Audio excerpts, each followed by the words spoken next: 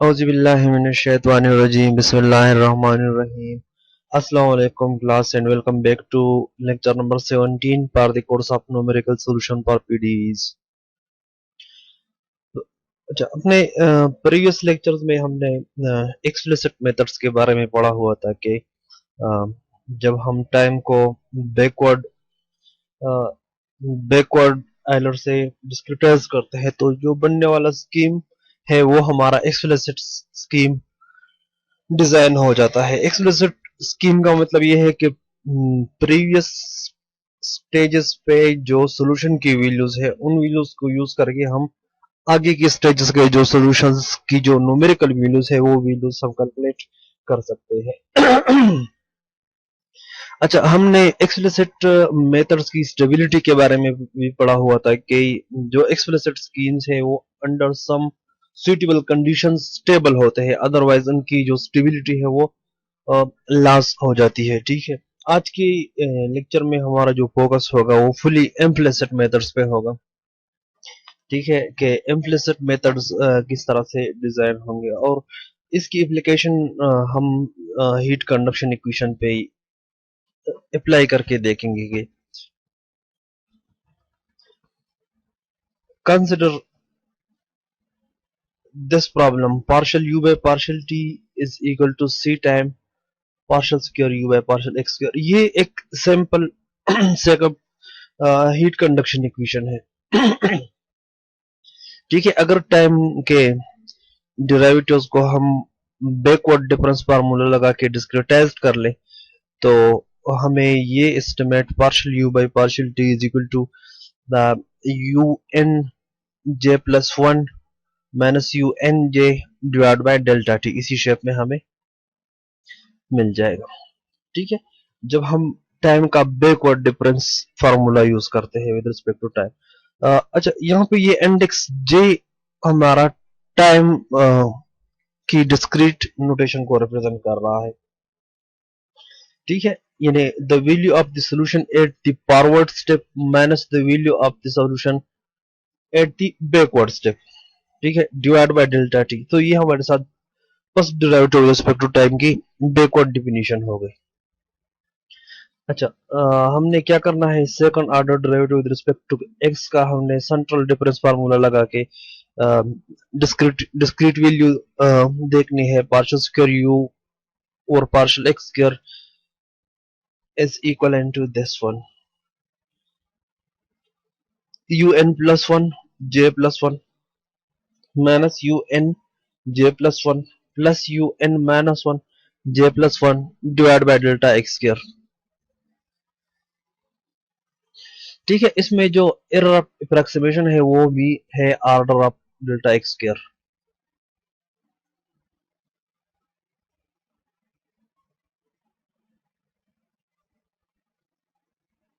ठीक है, ये जहन में रखना है कि इसका एरर ऑफ अप्रोक्सीमेशन भी डेल्टा एक्स स्क्वायर के ऑर्डर का है। अच्छा, जब हम ये जो डिस्क्रीट एल्गोरिथम है, जब हम ये डिस्क्रीट न्यूमेरिकल वैल्यूज जब हम मेन पार्शियल डिफरेंशियल इक्वेशन में सब्स्टिट्यूट कर देते हैं तो हमें जो पार्शियल डिफरेंशियल इक्वेशन है वो इसी शेप में मिलेगा। U N J plus one minus U N J divide by del T is equal to C time U N plus one J plus one minus U N J plus one plus U N minus one J plus one divide by del X square. ठीक है, अच्छा, थोड़ा सा mathematical manipulation के बाद ये जो expression है हम इसको रीअरेंज कर लेंगे, इसको इसी शेप में लिख लेंगे। U N J is equal to minus alpha U N minus one J plus one plus one plus two alpha U N J U N J plus one minus alpha U N plus one into J plus one, जिसमें alpha को हमने generalize कर दिया है। Alpha is equal to C delta T divide by delta X square जो constant है हमारे साथ। ठीक है, तो जो पार्शियल डिफरेंशियल इक्वेशन है उसकी डिस्क्रीट रिप्रेजेंटेशन आ जाएगी ये एस्टिमेट।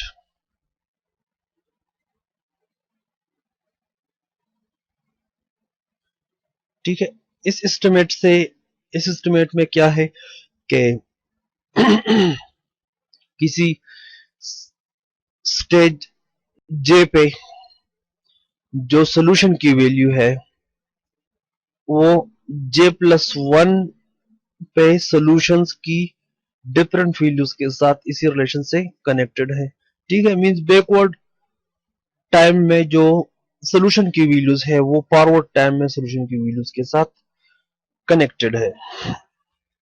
ठीक है, यानी अगर हमें पूरी फॉरवर्ड स्टेजेस का पता हो तो हम उससे बैकवर्ड स्टेजेस का कैलकुलेट कर सकते हैं। यूजुअली हमें यानी इनिशियल कंडीशंस दिए गए होते हैं और बाउंड्री कंडीशंस दी गई होती है। ठीक है, तो इस एक्सप्रेशन को अगर हम फॉर एग्जांपल मैट्रिक्स नोटेशन में रिप्रेजेंट करना चाहे, अच्छा स्टेबिलिटी की इसकी कंडीशन ये बनती है, इसका जो इम्प्लीकेशन फैक्टर है ई के इज इक्वल टू 1 और 1+4 अल्फा साइन स्क्वायर के delta x divide by 2। Error का जो इम्प्लीकेशन फैक्टर है वो ये बनता है। ठीक है, ये इसका प्रूफ मैं नेक्स्ट लेक्चर में करने वाला हूँ कि ये एस्टिमेट किस तरह बनता है इसका। तो अगर हम इसके इम्प्लीकेशन फैक्टर को हम देखते हैं तो this is always less than 1। ठीक है, ये वैल्यू हमेशा 1 से लेस रहती है और उसकी रीजन क्या है? उसकी रीजन ये है कि ये नोमिनेटर में हमारे साथ है 1 और डिनोमिनेटर में हमारे साथ है 1 plus some quantity which is positive, at least which is positive। ठीक है, 1 प्लस सम पॉजिटिव क्वांटिटी हमेशा 1 से ग्रेटर होती है, तो 1 divide by this thing is always less than 1।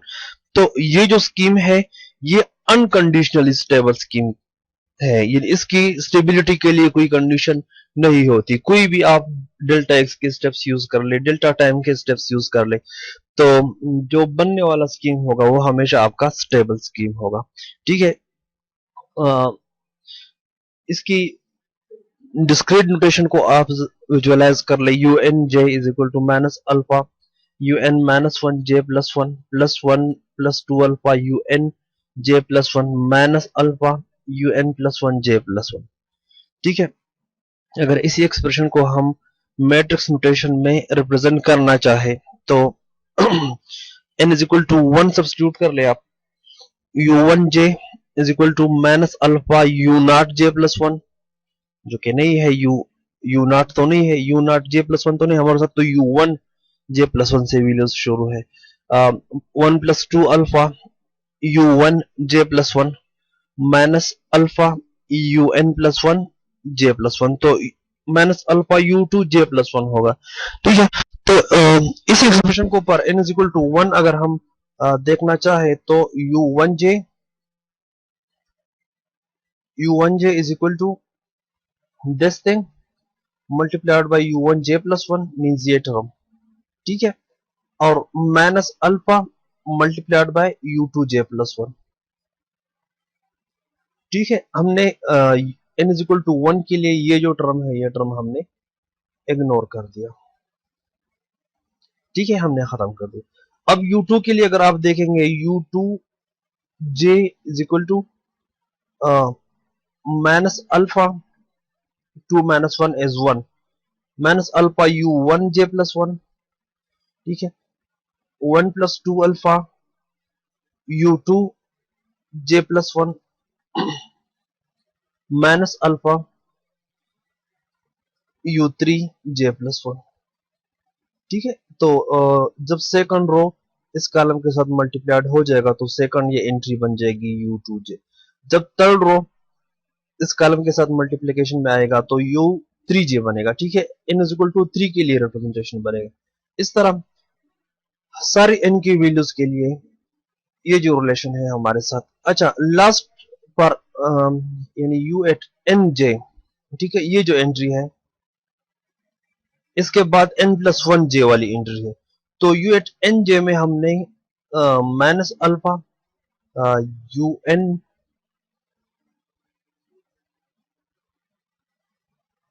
Minus alpha U N minus one J plus one और 1+2 alpha U N J plus one, इसके लिए हमने ये एंट्री हमने इग्नोर कर दी।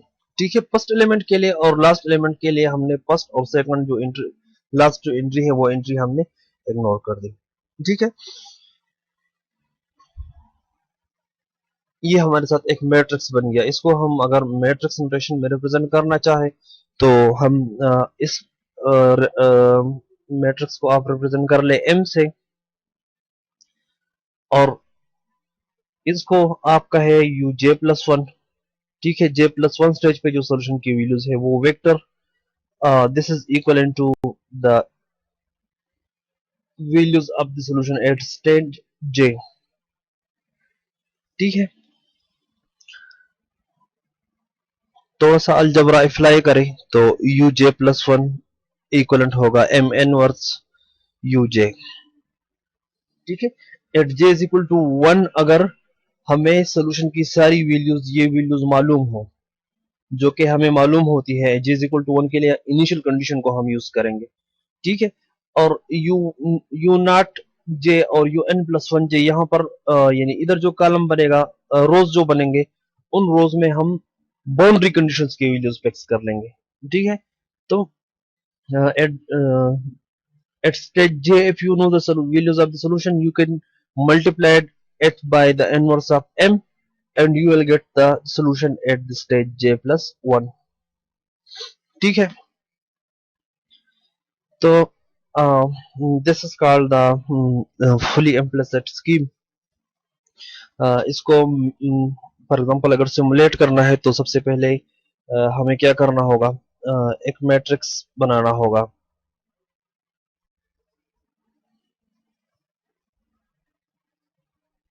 ठीक है, अच्छा, इसी मैट्रिक्स में जो इनिशियल टेम्परेचर है रॉड का, वो सारा टेम्परेचर हमने इन लोकेशंस पे, इन एंट्रीज पे सारा हमने इनिशियल जो टेम्परेचर है रॉड का वो हमने लिख देना है कि इस पॉइंट पे ये टेम्परेचर, इस पॉइंट पे ये टेम्परेचर, इस पॉइंट पे ये टेम्परेचर। तो सोल्यूशन के मैट्रिक्स में पहला जो कॉलम है वो हम इनिशियल कंडीशन से फिल कर देंगे।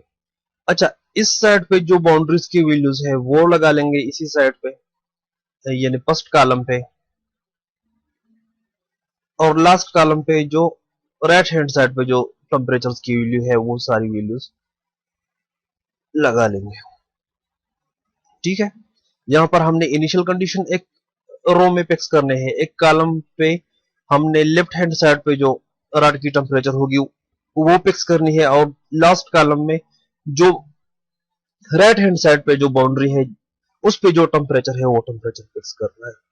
ठीक है, अब दरमियान की ये जो एंट्रीज बनेगी, ये एंट्रीज हमने सिंपली कैलकुलेट करने हैं। हमने इन एंट्रीज को, यानी यहाँ पर जो एंट्रीज है पहले और लास्ट एंट्रीज को जोड़ के, इन एंट्रीज को हमने एम एन और से मल्टीप्लाइड करके ये एंट्री कैलकुलेट करनी है।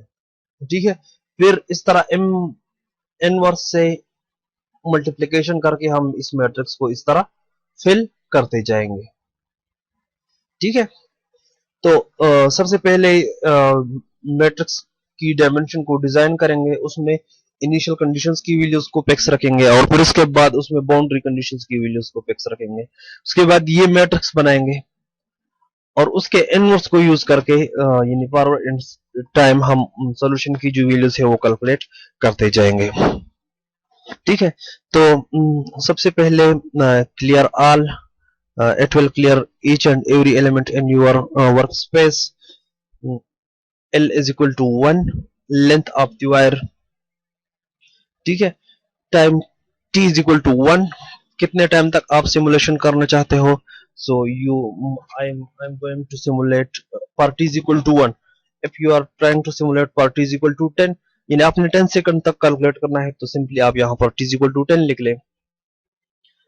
मैक्स नंबर आपके means number of time steps, 0 to 1 हमारा टाइम है, उसमें कितने टाइम स्टेप्स आपने यूज करने हैं वो आपने यहाँ पर मेंशन कर देने हैं। मैंने 25 यूज कर देने हैं। ठीक है, सो 0 से लेकर 1 तक अगर 25 एंट्रीज हमने बनानी है तो हमारा जो डेल्टा टी है, जिसे मैं डी टी से रिप्रेजेंट कर रहा हूं, वो इक्वलेंट होगा टी डिवाइड बाय मैक्स के, यानी 1 डिवाइड बाय 25 के। एक जो स्मॉल पार्ट है वो 1/25 के इक्वलेंट होगा। अच्छा, स्पेस के स्टेप्स भी आप बता दें, नंबर ऑफ स्पेस स्टेप्स। तो I have written at n is equal to 10 and delta x, which we are going to represent by dx, is equivalent to L divided by n, means 1 over 10 होगा तो 0.1 एक distance का length बनेगा। अच्छा, conductivity आपके साथ जो experiment में दी गई होगी, सी की जो वैल्यू वो आप लिख ले, मैं यहाँ पर 1 और 4 लिख देता हूँ। ठीक है, अब रिकरेंस रिलेशन में जो कोएफिशिएंट है अल्फा, उसको आप रिप्रेजेंट कर ले बी से और डिपेंड कर ले conductivity multiplied by dt divide by delta X square. ठीक है, तो ये सारी स्पेसिफिकेशन हमारी जो वर्क स्पेस है उसमें सेव हो जाएगी। अब नेक्स्ट हमने क्या करना है, हमने सॉल्यूशन का जो मैट्रिक्स है उसमें पहले रो पे और साइड्स के दो कॉलम्स पे हमने इनिशियल्स और बाउंड्रीज कंडीशंस लगानी है। सपोज इनिशियल कंडीशन हमें दिया गया है u at x and for all time t is equal to 0 is equivalent to sin x, sin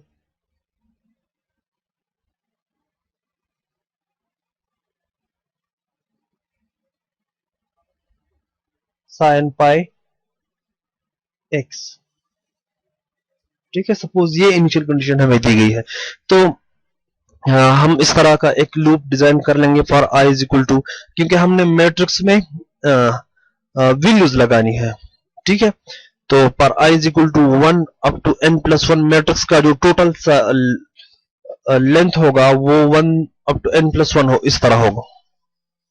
ठीक है, तो सबसे पहले हम स्पेस के जो डिस्क्रीट पॉइंट्स है x0, x1, x2 वो वैल्यूज डिफाइन कर लेंगे। x at i is equal to i-1 into dx। अब i लोकेशन पे द सॉल्यूशन u में हमने i लोकेशन पे यानी पहले कॉलम पे i रो में पहले कॉलम पे हमने sin pi i x ये वैल्यू हमने लगानी है। ये मैट्रिक्स हमने स्टार्ट कर लिया। ठीक है, और इसी जगह पे हमने sin pi इंटू आई एक्स की जो वैल्यूज है वो हमने लगा दी।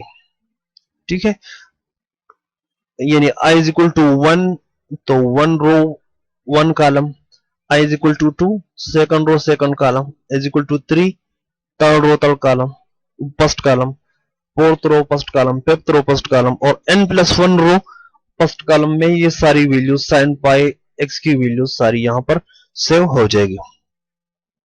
ठीक है, अब हमने एंड्स पे दोनों एंड्स पर बी टेम्परेचर्स को फिक्स रखना है कि इन एंड्स पे टेम्परेचर क्या है।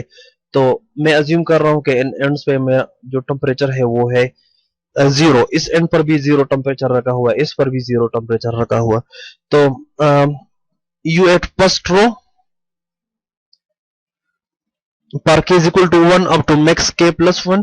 ठीक है, मैक्सिमम ऑफ k+1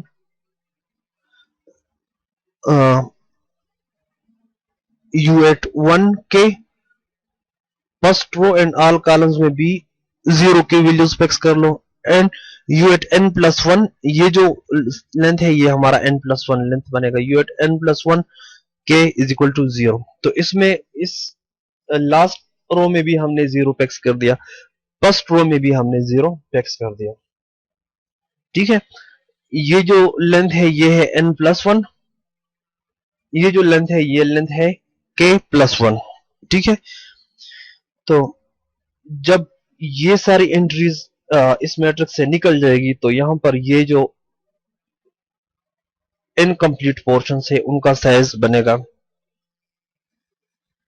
n-1। ठीक है, अच्छा इसी लूप में आप टाइम t k की भी वैल्यूज कैलकुलेट कर ले। Time at k is equal to k-1 direct dt end कर ले। ठीक है, अच्छा अब हमने क्या करना है, वो मैट्रिक्स M डिजाइन करना है। मैट्रिक्स M में डायगोनल पे एक एंट्री थी मैट्रिक्स एम को एक नजर देख लेते हैं। मैट्रिक्स एम एक एंट्री है 1+2 अल्फा जो कि मेन डायगोनल पे है। ठीक है, देखो अगर इस मैट्रिक्स का साइज है n क्रॉस n तो इस डायगोनल में n एलिमेंट्स मौजूद होंगे। मेन डायगोनल में n एलिमेंट्स मौजूद होंगे। अगर n क्रॉस n मैट्रिक्स है तो मेन डायगोनल में n एलिमेंट्स मौजूद होंगे। अच्छा, ऊपर का जो डायगोनल है, मेन डायगोनल से एक यूनिट ऊपर का जो डायगोनल है उसमें माइनस अल्फा की वैल्यूज मौजूद है। ठीक है, अब ये भी आप नोट कर ले कि अगर इस मैट्रिक्स का साइज है n क्रॉस n तो जो मेन डायगोनल के ऊपर का डायगोनल है उसमें n-1 एंट्रीज होगी। ठीक है जी, इस तरह जो सब डायगोनल है, मेन डायगोनल से नीचे का जो डायगोनल उसमें भी एक यूनिफॉर्म एंट्री मौजूद है माइनस अल्फा, और इसका साइज भी n-1 होगा। ठीक है, अगर इस मैट्रिक्स का जितना भी साइज है, अगर n क्रॉस n है तो मेन डायगोनल में n एंट्रीज होती है, और सब डायगोनल्स में +1 डायगोनल में और -1 डायगोनल में n-1 एंट्रीज होती है। ठीक है, इस मैट्रिक्स का साइज हमारे साथ है n-1। ठीक है, n-1 साइज है हमारे साथ, तो एक डायगोनल सब डायगोनल में उसका साइज n-2 होगा। सारे मैट्रिक्स का साइज है n-1, तो मेन डायगोनल में जो एंट्री है वो भी n-1 होंगे। तो मेन डायगोनल्स की एंट्रीज को मैं एक matrix B double B from 1 up to n-1, ये एंट्री 1+2b ये वैल्यू मैंने फिक्स कर दी। ठीक है, इस कमांड से एक वेक्टर बनेगा जिसका साइज होगा n-1, और हर एक लोकेशन पे 1+2b की वैल्यू लग जाएगी। ठीक है, अब जो मेन डायगोनल के ऊपर का डायगोनल है और जो नीचे वाला डायगोनल है उसमें एक एंट्री और भी कम है, तो एक डिफाइन कर लेंगे double A is equal to 1 up to n-2। ठीक है, n-1 साइज के मैट्रिक्स का अपर डायगोनल n-2 एंट्रीज का होता है। उसे मैंने फिक्स रख दिया n-b, और डबल सी एक वेक्टर बना लिया जिसका साइज n-2 है, और उसमें भी मैंने -b की वैल्यूज लगा दी। ठीक है, अब अगर हम एक मैट्रिक्स बनाना चाहें जिसमें ये एंट्रीज हमें पता हो, तो इस मैट्रिक्स को बनाने के लिए ये कमांड यूज होता है, diagonal matrix of the vector bb on the centre position. इस जीरो का मतलब यह है कि आप इस सेंटर पे वेक्टर bb को रखना चाहते हो। ठीक है, मेन डायगोनल, ये मेन डायगोनल को रिप्रेजेंट कर रहा है। ठीक है, तो डबल बी जो वेक्टर है वो है 1+2 asterisk B plus diagonal matrix of double A comma 1 का मतलब यह है कि मेन डायगोनल से एक डायगोनल ऊपर, एक यूनिट ऊपर वाला जो डायगोनल है वो उस लोकेशन पे हमने इस वेक्टर को लगा दिया। ये 1 मैंने यूज कर लिया मेन डायगोनल से ऊपर वाले डायगोनल को रिप्रेजेंट करने के लिए। उसका साइज था n-2, तो वो आसानी से एक इस तरह n-1 क्रॉस n-1 मैट्रिक्स में फिक्स हो गया। Plus diagonal of double C vector cc at the position -1 का मतलब यह होगा कि मेन डायगोनल से एक यूनिट नीचे वाला जो डायगोनल है उसमें डबल सी वेक्टर्स को फिक्स कर दो। ठीक है, तो यहां पर डबल सी की वैल्यू आ जाएगी -b, यहां पर आ जाएगा 1+2b, यहां पर भी आ जाएगी वैल्यू -b। तो एक सेंस में हमारे साथ मैट्रिक्स m ऑटोमेटिकली बन जाएगा। फिर इसे मैट्रिक्स का हमने ओवरऑल इनवर्स ले लिया, I n वी कमांड से, ठीक है। Inverse of diagonal of this thing plus diagonal of this thing plus diagonal of this thing. तो जो एम इनवर्स मैट्रिक्स है वो हमारे साथ ऑटोमेटिकली बन गया और डबल एम के नाम से हमारे वर्कस्पेस में सेव है, ठीक है। अब हमने क्या करना है, जो वैल्यूज हमने बनाई हुई थी, अच्छा अब इन्हीं वैल्यूज के लिए लूप जनरेट करना है। तो ये लूप कहां से कहां तक होगा, 2 से स्टार्ट होगा, 2 से, क्योंकि 1 पोजीशन पे हमें जो एंट्रीज है वो तो हमें पता है। तो पर k is equal to 2 up to maximum of k plus 1 यहां तक चलेगा, ठीक है। पर k is equal to 2 into maximum of k।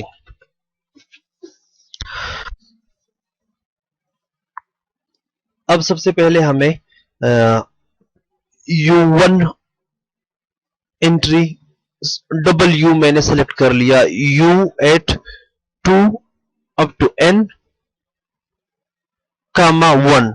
2 up to n का मतलब है यानी 2 से लेकर इस एंट्री से लेकर n एंट्री तक, यानी पहली और लास्ट एंट्री को छोड़ के, ठीक है।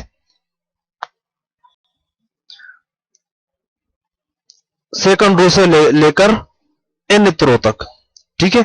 सेकंड रो से लेकर n रोज तक।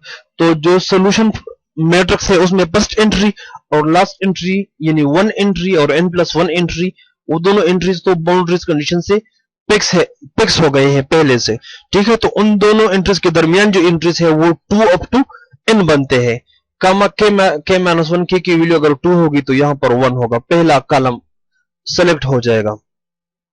ये जो कॉलम है ये कॉलम सेलेक्ट हो जाएगा दरमियान वाला, ठीक है। और ये कॉलम सेव हो जाएगा डबल यू के साथ, ठीक है। अब उसी लोकेशन पे सेकंड सेकंड कॉलम में जो एंट्रीज है वो हमने डबल एम, जो कि इनवर्स ऑफ मैट्रिक्स एम के इक्विवेलेंट है double M asterisk double U means ये मैट्रिक्स, ठीक है। तो पहला जो कॉलम है वो सेलेक्ट हो जाएगा, उसके साथ डबल एम मल्टीप्लाइड हो जाएगा।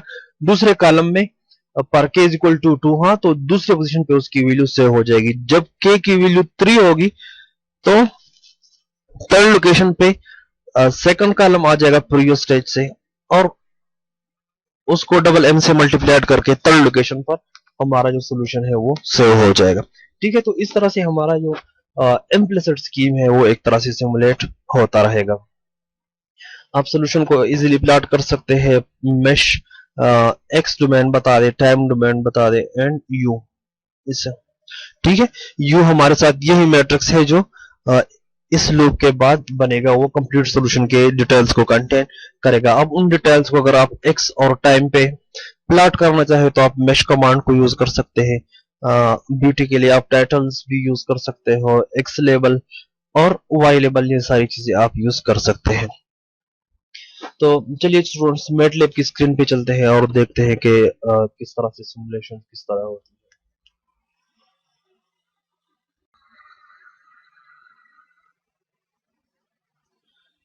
ठीक है, तो क्लियर ऑल का कमांड डाल देते हैं। l is equal to 1, this is the length of the wire, t is equal to 1, this is the time of the wire, this is the time for the simulation, maximum time steps is 25, dt is equal to t divided by maximum of k, max k, ठीक है, 1 over 25 बनेगा। number of space steps I want to choose 20, dx is equal to l divided by n, condition for the conductivity is 0.1, alpha is condition steric dt divided by delta x square, for I is equal to 1 up to n plus 1। पहले मैंने space के steps define कर लिए, उसके बाद solution की जो values थी वो मैंने पहले कॉलम में फिक्स कर दी, ठीक है। इनिशियल कंडीशन जो हमें बताया गया था वो हमें साइन पाई एक्स बताया गया था, तो साइन पाई स्फेरिक एक्स आई डोमेन के जो डिस्क्रीट पॉइंट्स थे वो मैंने सब्स्टिट्यूट कर लिए, ठीक है। अगर काज एक्स या इस तरह और कोई बाउंड्री कंडीशंस बताए गए हो तो आप उसी हिसाब से फिर इस यहाँ पे इनिशियल कंडीशंस को स्पेसिफाई कर लें। पर k is equal to 1 up to max of k plus 1 u at 1k. Left boundary is 0, the right boundary is also 0. Time k is equal to k minus 1 steric dt. Time के steps भी बन जाएंगे यहाँ पर। अब हमने matrix बनाना है a is equal to 1 up to n minus 2 b is equal to minus b। अच्छा, n माइनस 1 लेंथ का हमने दूसरा वेक्टर बना दिया और उसके हर एक एंट्री पे 1 प्लस 2 भी हमने लगा लिया। n माइनस 2 साइज का हमने एक वेक्टर ले लिया डबल सी और उसकी जो एंट्रीज है वो है माइनस बी। अब एक मैट्रिक्स मैंने बना लिया M A is equal to diagonal of double B 0, diagonal of double A minus 1, diagonal of double C 1। ठीक है, minus 1 means sub diagonal, 1 means the upper diagonal. ठीक है, 0 मीन्स द मेन डायगोनल। अच्छा, इसी matrix का आप inverse लेना है, उसको मैंने रिप्रेजेंट कर लिया double M is equal to inverse of M A. ठीक है, अब टाइम का लूप हमने स्टार्ट करना है। For K is equal to 2 up to maximum of K. 2 से क्यों स्टार्ट कर रहे हैं? क्योंकि के इज इक्वल टू 1 के लिए जो वैल्यू है वो हमें पहले से पता है। ठीक है, तो के इज इक्वल टू 1 के लिए जो वैल्यू है वो के माइनस 1 से आ जाएगी, के जब 2 की इक्वलेंट होगा। 2 से लेकर n तक हमने जो सोल्यूशन की वैल्यूज थी वो कलेक्ट कर ली। अच्छा, उन्हीं लोकेशंस पे 2 up to n location k पे हमने वैल्यू लगानी है double M asterisk W. Double M is basically the inverse of that matrix. ठीक है, 2 से लेकर n तक क्यों लगानी है? क्योंकि पहली जो एंट्री है वो तो बाउंड्री कंडीशन से पता है, n प्लस 1 जो एंट्री है वो भी बाउंड्री कंडीशन से पता है। ठीक है, ये लूप 2 से क्यों स्टार्ट कर रहे हैं, 1 से क्यों नहीं स्टार्ट कर रहे हैं? तो 1 से इसलिए स्टार्ट नहीं कर रहे हैं क्योंकि फर्स्ट लोकेशन पे जो एंट्री है वो भी हमें इनिशियल कंडीशन से पता है। तो जब ये लूप सिमुलेट हो जाएगा तो जो सोल्यूशन की वैल्यूज है वो सोल्यूशन की वैल्यूज इस मैट्रिक्स में सेव हो जाएगी। ठीक है, figure 1 mesh X time U, title X level Y level.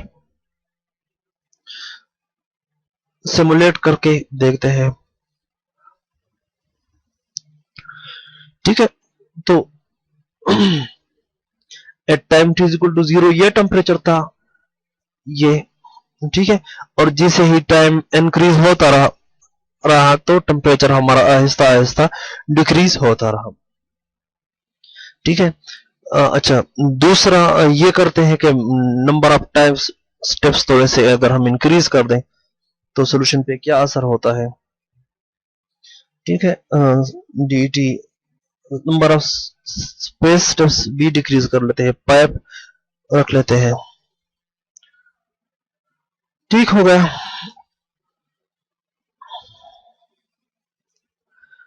अब जितने भी टाइम के स्टेप्स या स्पेस के स्टेप्स के जो भी कॉन्फ़िगरेशन आप लोग रखना चाहते हैं तो ये स्कीम आपको एक स्टेबल रिजल्ट प्रोवाइड करेगा।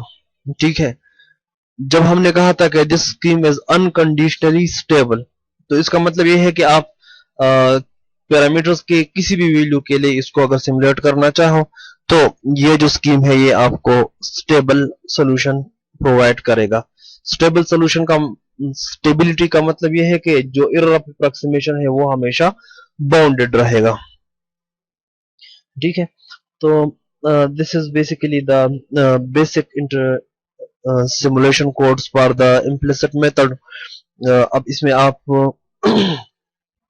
जो फिजिकल वेरिफिकेशंस है इसकी तो आप कर सकते हैं। स्पेशल असाइनमेंट आप लोग नोट कर ले अपने साथ। देखिए, check the effect of conduction parameter on the behavior of solution। दूसरा असाइनमेंट है compare the numerical solution with the analytical solution obtained via the separation.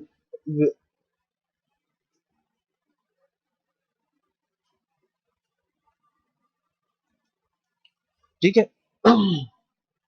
जो न्यूमेरिकल सॉल्यूशन इस स्कीम से बन रहा है, तो क्या इस सॉल्यूशन को हम जो एनालिटिकल सॉल्यूशन हम कैलकुलेट कर रहे थे उधर सेपरेशन ऑफ वेरिएबल्स में, तो क्या उसी सॉल्यूशन के साथ इसको कंपेयर किया जा सकता है?